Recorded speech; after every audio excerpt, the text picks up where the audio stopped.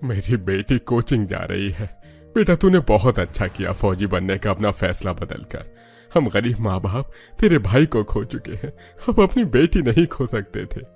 हाँ बेटा, हमने बड़ी मुश्किल से तुम्हें पढ़ाया लिखाया है, अब सरकारी नौकरी हासिल कर अपने गरीब माँ बाप का नाम रोशन करना। शांति और राकेश की बातें सुनकर नेहा चुपचाप वहाँ से चली जाती है और शाम को आते हुए एक पार्क में नितिन नाम के लड़के से मिलती है जिसने फौजी की ड्रेस पहनी होती है। और वहीं से राकेश घर के लिए जा रहा होता है, जो अपनी बेटी को एक फौजी लड़के के साथ देख लेता है। फौजी के साथ अपनी बेटी को देख राकेश का गुस्सा बढ़ जाता है और जैसे ही नेहा घर आती है। वो फौजी लड़का कौन था? पापा वो नितिन है, वो एक फौजी है और उसके घर में भी सभी फौजी हैं। हम दोनों एक दूसरे को पसंद करते हैं और शादी करना चाहते हैं। मैंने तुझे कहा था ना कि ना तू फौजी बनेगी और ना ही हम किसी फौजी लड़के से तेरी शादी करवाएंगे। तेरा भाई देश की सेवा करते करते इस दुनिया से चल बसा, बदले में हमें क्या मिला?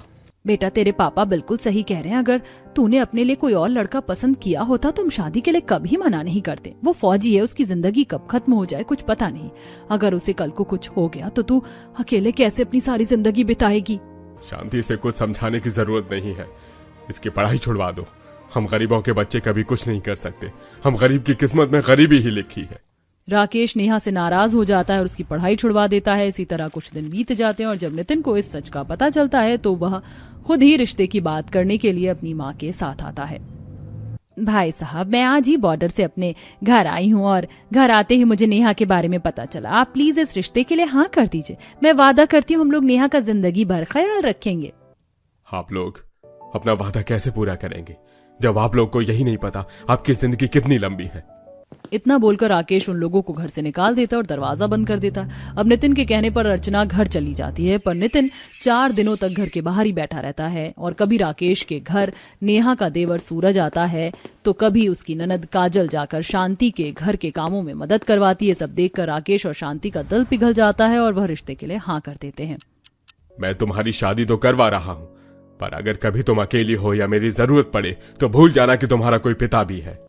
पापा ऐसा मत बोलिए, मैं जानती हूँ आप मुझसे नाराज हैं और मैं ये भी जानती हूँ बहुत जल्द आप मुझे माफ भी कर देंगे। नेहा अपने पापा की नाराजगी झेल लेती है और इसी तरह बहुत जल्द नेहा की शादी फौजी नितिन से हो जाती है और नेहा शादी कर अपने फौजी अमीर ससुराल आती है, जो किसी महल से कम नहीं था और पूरा सजा हुआ था। आओ बहू, अपने फौजी ससुराल में तुम्हारा स्वागत है, कलश गिराकर गृह प्रवेश करो। नेहा कलश गिराकर गृह प्रवेश करती है और सभी जाकर लिविंग रूम में बैठते हैं। तभी नंद बोलती है, भाभी आपके गृह प्रवेश में हमने अपनी वर्दी इसलिए पहनी है ताकि आपको अपने फैसले पर गर्व हो सके कि आपके ससुराल में हर एक व्यक्ति फौजी है। और भाभी, हमने तो आपके आने की खुशी में कल छोटी सी रिसेप्शन पार्टी भी रखी है, उसमें भी सब फौजी होंगे। नेहा, मैं जानता हूँ इस वक्त तुम क्या सोच रही होगी, पर मैं वादा करता हूँ मैं हमेशा तुम्हारे साथ रहूंगा। तुम्हारे भाई के साथ जो हुआ वो मेरे साथ भी होगा कभी ना कभी, पर मैं अपने देश की सेवा करना भी नहीं छोड़ सकता। मैं सब समझती हूँ, इसलिए आप सब जाने से पहले कभी ये मत सोचना कि मेरा क्या होगा। मैं एक ऐसे घर की बहू हूँ जहाँ पर सभी फौजी हैं। मैं भले ही फौजी नहीं हूँ पर मेरा जिगरा भी फौजी से कम नहीं है। नेहा की ये बात सुनकर सभी को नेहा पर बहुत गर्व होता है और अगले दिन एक छोटी सी पार्टी रखी जाती है जहाँ सभी फौजी आते हैं और नेहा को बहुत अच्छा लगता है। ऐसे ही 2 महीने बीतते हैं और एक दिन, नितिन हमारी शादी को 2 महीने हो चुके हैं। आप तो कह रहे थे कि आपको इतनी लंबी छुट्टी नहीं मिलती, फिर आप अभी तक यहाँ कैसे? नेहा, बड़ी मुश्किलों से छुट्टी मिलती है और जब फौजी लड़के की शादी होती है तो उन्हें लंबी छुट्टी भी मिल जाती है। पर इस बार मुझे 4 महीने की छुट्टी मिली थी, इसलिए मैंने सोच लिया था कि 4 महीने की छुट्टी में मैं तुमसे शादी करके आऊंगा। इतनी लंबी छुट्टी पर आए और मुझे बताया भी नहीं। यही तो सरप्राइज था तुम्हारा। शादी के बाद नेहा अपने ससुराल में खुशहाल जिंदगी जी रही होती है। देखते ही देखते 3 महीने बीत जाते हैं और एक रात अचानक से उनके घर में कॉल आता है और नेहा के ससुर जी सभी को घर में जमा करके उनसे कहते हैं, अभी अभी हेडक्वार्टर से फोन आया है, हम सबकी छुट्टी कैंसिल कर दी गई है। कल सुबह ही हम सबको बॉर्डर के लिए रवाना होना है। पर पापा जी, आप सबकी छुट्टी खत्म होने में तो अभी 1 महीना बाकी है। हाँ बहू, हम जानते हैं, पर इमरजेंसी में हमारी छुट्टियां कैंसिल हो ही जाती हैं और हमें अचानक से जाना पड़ता है। तो आप सब अपना अपना सामान पैक कर लो और बहू तुम फिक्र मत करना, घर में हम 3 नौकर और रखकर जा रहे हैं जो हर समय तुम्हारी सेवा में रहेंगे। तुम अपना ख्याल रखना। सभी लोग अपने कमरे में जाकर अपना सामान पैक करने लगते हैं और तभी नेहा बेहोश हो जाती है। नेहा की बिगड़ी तबीयत देखकर उसका पूरा परिवार घबरा जाता है और वो लोग उसी वक्त डॉक्टर को बुलाते हैं। इसके बाद उन सभी को पता चलता है कि नेहा प्रेग्नेंट है। भगवान ने हमें इतनी बड़ी खुशखबरी सुनाई जाते हुए, पर अफसोस मैं यहाँ रहकर अपनी बहू का ख्याल नहीं रख पाऊंगी। माँ दुखी मत हो, बस एक बार ये जंग खत्म हो जाए तो हम सब 1 साल की छुट्टी लेकर आएंगे। 1 साल की छुट्टी सपने में भी नहीं मिलेगी। पर भाभी आप फिक्र मत करो, माँ और पापा की रिटायरमेंट होने में बस कुछ ही महीने हैं। कुछ महीने बाद माँ और पापा आपके साथ रहेंगे और आपका ख्याल भी रखेंगे। मैं जानती हूँ, आप सब फिक्र मत कीजिए, मैं यहाँ अपना ख्याल रखूंगी। आप सब आराम से जाना और मुझे फोन करते रहना। इस तरह पूरा परिवार सुबह नाश्ता कर अपनी वर्दी पहनता और सामान लेकर आंखों में आंसू लिए नेहा को गले लगाकर गाड़ी में बैठकर अपनी ड्यूटी निभाने के लिए चले जाते हैं। इसी तरह कुछ दिन बीत जाते हैं और जब राकेश को पता चलता है कि नेहा घर में नौकरों के साथ अकेली है तो वो अपनी बेटी को फोन करता है और ताने देते हुए कहता है, देखा, नौकरों के भरोसे तुझे छोड़कर तेरे ससुराल वाले चले गए ना, अपना फर्ज निभाने के लिए। हो गई ना तू अकेली। पापा मैं अकेली नहीं हूँ, वो लोग मुझे मेरे होने वाले बच्चे और घर के वफादार नौकरों के साथ छोड़ कर गए। मैं अपना ख्याल रख लूंगी। क्या मेरी बच्ची गर्भवती है और मुझे पता भी नहीं है? और ऐसे हालात में तेरे ससुराल वाले तुझे अकेला छोड़कर चले गए। इन फौजियों के लिए सबसे पहले अपना देश होता है, उसके बाद घर परिवार। पर तेरे माँ बाप अभी जिंदा हैं। हम कल ही तेरे पास आएंगे और तेरे साथ रहेंगे, तब तक जब तक तेरे ससुराल वाले अपना फर्ज पूरा करके नहीं आ जाते। राकेश और शांति को जब ये पता चलता है कि नेहा गर्भवती है तो उनकी बची कुची नाराजगी भी खत्म हो जाती है और वो लोग अगले ही दिन अपनी बेटी के पास आ जाते हैं, जहां शांति अपनी बेटी का अच्छे से ख्याल रखती है। अरे बेटा, तुझे नीचे आने की क्या जरूरत थी इस समय पर? तू जितना कम सीढ़ियां चढ़ेगी उतना तेरे लिए अच्छा है। अब चल जल्दी से खाना खा ले, देख मैंने तेरे लिए पौष्टिक आहार बनाया है। माँ अभी खाने का मन नहीं, अगर खाना खाए तो उल्टी हो जाएगी। मुझे बस नितिन जी के फोन का इंतजार है, एक बार उनकी आवाज सुन लूं तो भूख भी लग जाएगी। नेहा भूखी प्यासी नितिन के फोन का इंतजार करती है और जब नितिन का फोन आता है तब उसकी जान में जान आती है, जिसके बाद वह खाना खाती है। समय यूं ही बीतता है और देखते ही देखते नेहा का 8वां महीना लग जाता है। और एक दिन एक बार फिर मौके का फायदा उठाकर दुश्मन देश ने हमारे फौजियों के कैंप पर हमला कर दिया, जिसमें काफी फौजियों की जान चली गई है और कुछ की अब तक लाश भी नहीं मिली है। माँ देखो, ये कैसी न्यूज आ रही है, मेरा मन बहुत घबरा रहा है। पिछले 10 दिनों से मेरी किसी से बात भी नहीं हुई है। सब ठीक तो होंगे ना? बेटा तू घबरा मत, सब ठीक हो जाएगा, तू बस हौसला रख। हाँ बेटा, तेरे ससुराल वालों ने तुझसे वादा किया है, वो लोग जरूर वापस आएंगे। राकेश और शांति पूजा को दिलासा देते हैं, पर जब 10 दिनों तक नेहा की अपने ससुराल वालों से बात नहीं होती तो उसकी तबीयत खराब हो जाती है और राकेश अपनी बेटी को अस्पताल ले जाता है, जहां नेहा एक प्यारे से बेटे को जन्म देती है। और कुछ देर बाद जब नेहा की आंखें खुलती तो वो देखती है कि उसका पूरा ससुराल फौजी की वर्दी में उसके सामने खड़ा है। भाभी, हमने अपना वादा पूरा किया। नेहा, नेहा तुम ठीक तो हो ना? मैं ठीक हूँ, पर आप लोगों की कोई खबर क्यों नहीं आ रही थी? पता है मैं कितना डर चुकी थी। भाभी, जब फौजी बॉर्डर पर होते हैं तो खबर देने वालों को भी पता नहीं होता कब क्या हो जाए, और उस समय हालात ऐसे हो गए थे कि खबर देना भी मुश्किल था। बहू तुम फिक्र मत करो, इस बार तुम्हारी नंद, देवर और पति 2 महीने की छुट्टी लेकर आए हैं और मैंने और तुम्हारी सास ने तो परमानेंट छुट्टी ले ली है। अब तो हम रिटायर्ड हैं, अब हम अपने पोते और बहू के साथ रहेंगे। इस तरह अपने ससुराल वालों को अपनी आंखों के सामने सही सलामत देख नेहा की जान में जान आती है, तो वहीं अपनी बेटी को इतना खुश देखकर राकेश और शांति की भी सारी चिंता खत्म हो जाती है। इस तरह से नेहा अपने बच्चे के साथ अपने अमीर फौजी ससुराल में खुशी खुशी रहती है। अरे ओ मेरी जंगली गंवार देवरानी, तुम अपनी हरकतों से बाज नहीं आओगी ना? अब क्या तुम्हारे मुंह में दही जम गई है? जवाब क्यों नहीं देती? मैं कुछ पूछ रही हूँ। जेठानी तारा गुस्से में लाल पीली होकर चंपा को सुना रही थी। चंपा ठंड से थर थर कांपे जा रही थी। Talk to me Champa, answer me, I said answer me. जेठानी जी, आप जो ऐसे इंग्लिश मैडम की तरह पटर पटर अंग्रेजी में बोल रही हो, वो सब कुछ हमारे सर के ऊपर से जावत है। गांव से आई चंपा की ये बात सुनकर मॉडर्न तारा गुस्से में दांत पीस कर कहती है, फाइन मेरी गंवार देसी देवरानी, हिंदी में करो अपनी सफाई पेश, वरना आई एम टेलिंग यू आज अपना बोरिया बिस्तर बांध कर निकलो इस घर से। आखिरकार मॉडर्न तारा इतनी हाई वोल्टेज गुस्से में चंपा को क्यों सुना रही है? आखिर उससे इतनी बड़ी क्या गलती हुई? क्या चंपा अपनी सफाई पेश कर पाएगी? आखिरकार पूरी खिचड़ी क्या पक रही है, ये जानने के लिए आइए कहानी के पिछले भाग को देखते हैं। जहां कड़कड़ाती ठंड में उपाध्याय परिवार लेट तक रजाई में सो रहे होते हैं, तभी दूध वाला लालू राम आकर कपकपाते हुए आवाज लगाता है, अरे ओ अम्मा जी, अम्मा जी, अरे भौजाई जी, दूध लेकर आए हैं, भगोना ले आइए। जब अंदर से किसी की आवाज नहीं आती तो दरवाजे पर खड़े खड़े दूध वाला बड़बड़ाना चालू कर देता है। हे भगवान, पता नहीं कैसा कुंभकर्ण का खानदान है। सुबह के 9 बज गए हैं, अभी भी घोड़े गधे बेच कर सो रहे हैं ससुर के नाती, और यहाँ ठंड में हमारी कुल्फी जम रही है। आय हाय हाय हाय। एक आखिरी बार आवाज लगाता हूँ, अगर कोई दूध लेने नहीं आया तो ठीक है, नहीं तो जय राम जी की। अरे ओ भौजाई की, दूध चाहिए कि न चाहिए?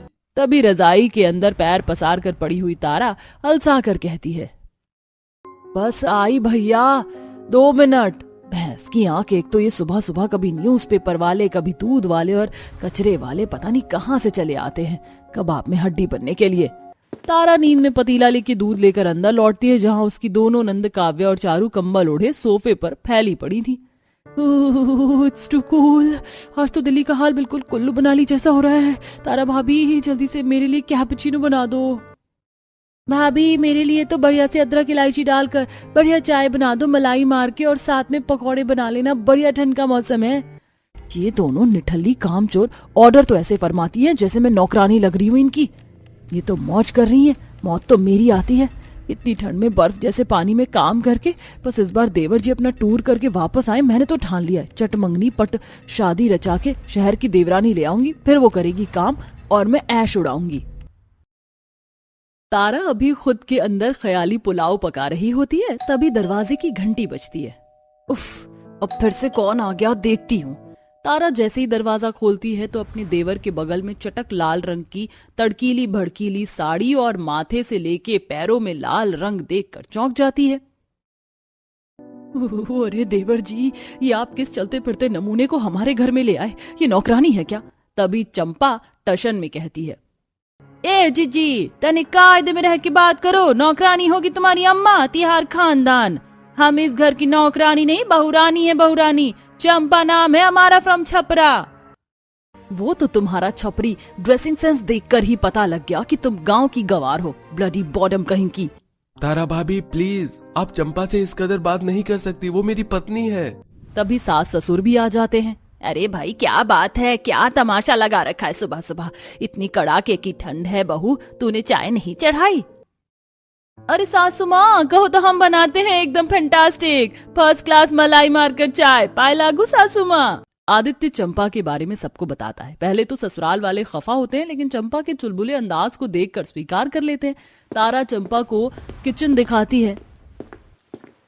अरे दादा, गजब, हमारे ससुराल का रसोड़ा तो बड़ा फैशनदार है। जेठानी जी, जल्दी से बतावा दूध कहाँ बा? यू जंगली, सबसे पहले तो अपने ये आवा जावा वाली हिलेरियस भाषा मेरे सामने मत बोलो। ये रहा फ्रिज, इसी के अंदर दूध रखा हुआ है, बाकी स्लैब में शुगर और टी है, करेक्ट? इसके बाद तारा किचन से चली जाती है। चंपा जैसे ही फ्रिज खोलती है तो बर्फ जमी देखकर कहती है, अरे वाह, ये बर्फ का बक्सा तो बड़े काम की चीज है। हमारा तो दिल ललचा रहा है खाने को। -डिग्री टेम्परेचर की ठंड में भी चंपा ना आओ देखती है ना ताओ, और बहुत सारे बर्फ के टुकड़े निकाल कर खाने लगती है। मस्त मजा आई गवा। इतने में उसकी दोनों नंद चारू काव्या किचन में आ जाती है और उसे बर्फ खाते देखकर ठंड के मारे दोनों के दांत बजने लगते हैं। अरे चंपा भाभी, इतनी कड़ाके की ठंड में आप बर्फ क्यों खा रही हैं? मुझे तो ठंड लग रही है। अरे हम फायर है, फायर का है ना, हमको बर्फ खाने और बर्फ से नहाने में बहुत मजा आवत है। हमारा बस चले तो हम इस बर्फ का ठंड में कुल्फी जमकर खा जाएं। कुछ देर में चंपा सबको चाय पकौड़े परोस देती है, मगर उतनी कड़ाके की ठंड में भी उसे पसीना टपकने लगता है। अरे अम्मा, हम तो आलू जैसे उबल गए हैं। काम करते, ठंडे ठंडे बर्फ के पानी से नहा लेते, कूलिंग आ जाएगा। चंपा फ्रिज में जमा सारा बर्फ बाल्टी में भर कर जाने लगती है। तभी जेठानी से टकरा जाती है। यू डम, देख कर नहीं चल सकती, स्टूपिड, मुझको लग गई। सारी जेठानी जी, हम गुसल खाना खोज रहे हैं, हमको नहाना है। इतनी ठंड में तुम बर्फ के पानी से नहाओगी? तुम्हारे ऊपर का माल खिसका है क्या? बीमार पड़ जाओगी। बाथरूम में गर्म पानी का गीजर लगा हुआ, जाकर उससे नहाना। अरे जेठानी जी, ये शहरी चोचलाबाजी आप ही कीजिए, हम तो गांव के हैं। ठंडा बर्फ के पानी से नहाते हैं, गर्म पानी से सुस्ती छाती है, और बर्फ के ठंडे ठंडे पानी से नहाने से तरोताजगी महसूस होती है। चंपा बाथरूम में बर्फ के पानी से ठिठुरते हुए नहाने लगती है। ससुरा, ऐसा लग रहा है जैसे हड्डी जम गई, पर कितना मजा आवत है। इसी तरह ठंड में सब लोग डिनर करके सोने चले जाते हैं, मगर जैसे ही तड़के सुबह 3-4 बजते चंपा रजाई में उठकर बैठ जाती है। हो गया सवेरा, ठंडे बर्फ के पानी से स्नान कर लेते, फिर सबके लिए देसी घी में मस्त वाला नाश्ता बनाएंगे। चंपा बिस्तर से उठकर किचन में जाकर फ्रिज खोलती है, तभी खटपट की आवाज से जेठानी जग जाती है।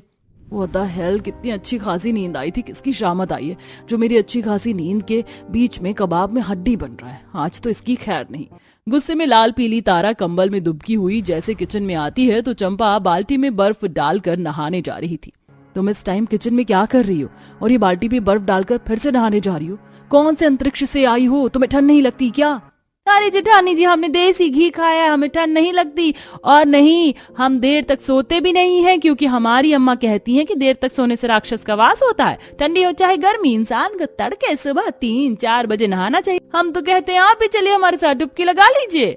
चंपा की बात सुनकर उसकी जेठानी हाथ जोड़कर कहती है, धन्य है तुम्हारे माँ बाप मेरी देवरानी, तुम ही नहाओ। मुझे इतनी सर्दी में स्वर्ग सुधारने का कोई शौक नहीं है, मेरे अंदर आग के गोले नहीं लगे। जहां रात के सन्नाटे में ससुराल वालों से लेकर अड़ोसी पड़ोसी रजाई और हीटर की गर्माहट में सो रहे थे। ठंड के 1-2 डिग्री सेल्सियस ठंड में चारों तरफ बर्फीली हवा चल रही थी और चंपा मगन होकर बर्फीले पानी में नहा रही थी। ठंडी ठंडी पानी से नहाना चाहिए, गाना आए या ना आए गाना चाहिए। ठंडी पानी से नहाना चाहिए, गाना आए या ना आए गाना चाहिए। आय हाय, कितना फ्रेश फील हो रहा है। लगातार ठंड में रोज रोज बर्फ से नहाने से चंपा को जुकाम और ठंड जकड़ लेती है, जिसके चलते चंपा के ससुराल वाले उसके नहाने पर रोक लगा देते हैं। बहू खबरदार, जो अब तुमने बर्फ के पानी से नहाया तो मुझसे बुरा कोई नहीं होगा, इतनी ठंड पड़ रही है।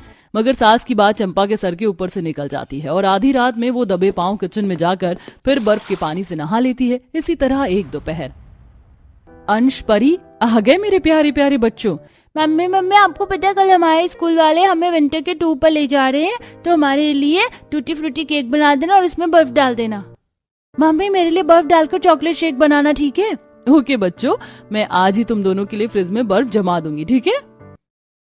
तारा फ्रिज में बर्फ जमा देती है, मगर आदत से मजबूर चंपा तड़के सुबह होते ही सारी बर्फ से नहा धो लेती है, जिससे वो आग बबूला हो जाती है। ये सारी बर्फ कहाँ गई? पूरा फ्रिज खाली है। चंपा, चंपा, यहाँ आओ। चंपा ठंडे ठंडे बर्फ के पानी से नहा धोकर थरथर कांपते हुए आती है, जिससे तारा का पारा चढ़ जाता है। आखिर अंत में क्या होगा ठंड में बर्फ से नहाने वाली बहू का अंजाम, चलिए देखते हैं। चलो निकलो इस घर से, तुमसे मैं तंग आ गई हूँ। मैं डेली बर्फ से नहाने की लत लग गई है तुम्हें, तुम नहीं सुधरोगी। तभी एकदम से चंपा ठंड लगने से गिर जाती है। डॉक्टर आकर चेकअप करते हैं और वो कपकपाए जा रही थी। अच्छा हुआ जो आप लोगों ने समय रहते मुझे बुला लिया। इतनी ठंड के मौसम में भी ठंडे पानी से ही नहाती हैं, इसलिए इन्हें न्यूमोनिया के लक्षण हैं। अगर ठंड दिमाग पर चढ़ जाती तो जान भी जा सकती थी। खैर, अब इन्हें ठंड में ठंडे पानी से नहाने से परहेज करना होगा। अंत में सब लोग चंपा को बहुत सुनाते हैं। अब चंपा की सास और जेठानी उस पर सख्ती बरतती हैं, जिससे वो ठंड में गर्म पानी से नहाने लगती है।